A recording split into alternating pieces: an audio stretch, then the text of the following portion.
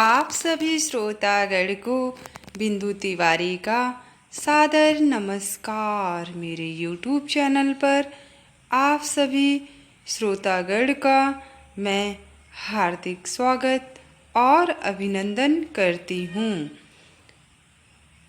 आज मैं आप लोगों के लिए इस सेगमेंट में जियोलॉजी यानी भूविज्ञान की स्टोरी 23 लेकर आप लोगों के बीच में हाजिर हूँ।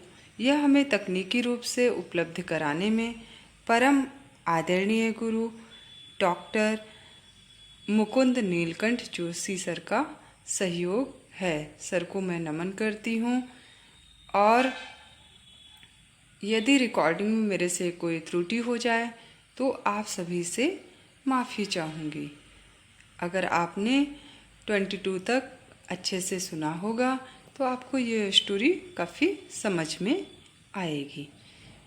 और आज थोड़ा सा मेरा मन काफ़ी दुखी है। मेरे एक बहुत परम आदरणीय गुरु कोरोना पॉजिटिव उनकी रिपोर्ट आई है, जबकि मैं भगवान से प्रेयर कर रही हूँ कि और भगवान मेरी प्रेयर ज़रूर सुनेंगे, वो ठीक हो जाएंगे। और जो उनकी वाइफ हैं वो भी काफ़ी परेशान हैं और उनका सर्जरी भी बिल्कुल सही आएगी और वो दोनों लोग बिल्कुल अच्छे हो जाएंगे।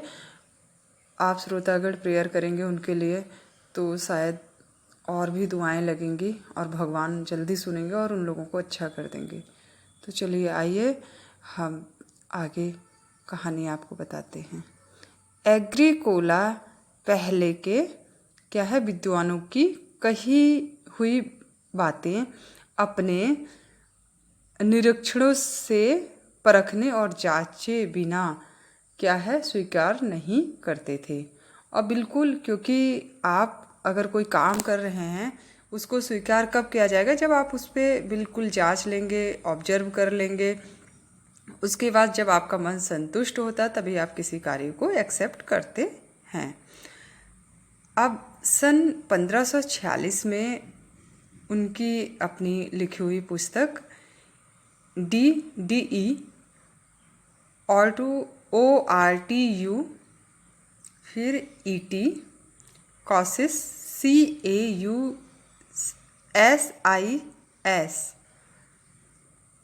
सब टेरान्यूरियम SUBTRRANEARUM में वे खनिज निक्षेपों ORE डिपोजिट्स DEPOSITS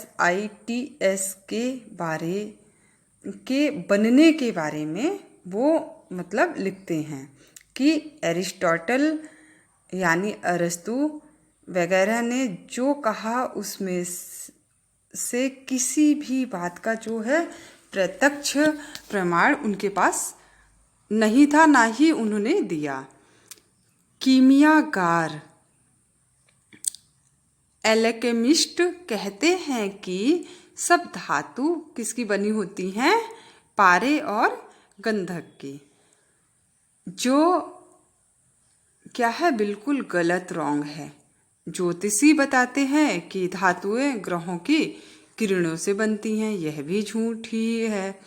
सन 1556 में उनकी सबसे महत्वपूर्ण पुस्तक डॉक्टर DR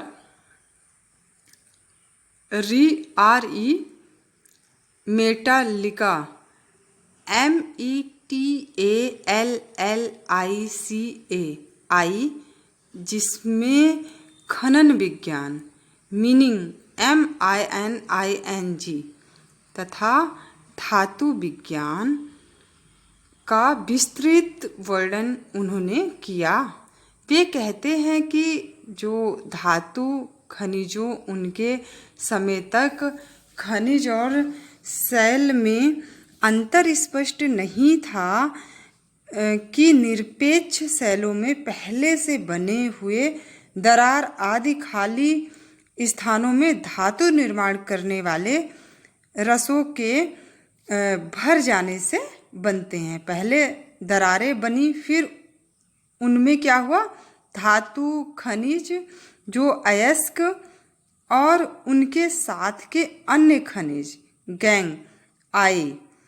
उनका कहना था कि पत्थरों में ये दरारें कहाँ से बनती हैं, पर्वतों में होने वाली जो हलचल से या फिर बहुत गहराई में तेजी से चलने वाली जो पानी है उनके कारण बनी थी। वे कहते हैं कि पृथ्वी के अंदर दो प्रकार के जल हैं, एक वे जो अंदर की भाप के जमने से बने हैं और दूसरा वर्षा का जो पानी जमीन के अंदर जाने से। ये दोनों ही प्रकार के जल जिन सैलों के संपर्क में आते हैं उनका पदार्थ अपने में घोलते हैं और तब नोविल्स NOVILIS SUCCUUS या लैपिडिफाइंग जूस बनता है। आज भूवैज्ञानिक जानते हैं कि अधिकांश पश्चजनित अर्थात साथ के सैलों के बाद बने खनिज निक्षेप गर्म विलयनों से बनते हैं। हम आज के अपने इस ज्ञान का बीज 16वीं शताब्दी के इस महान वैज्ञानिक जॉर्जियस एग्रीकोला के कार्य में पाते हैं।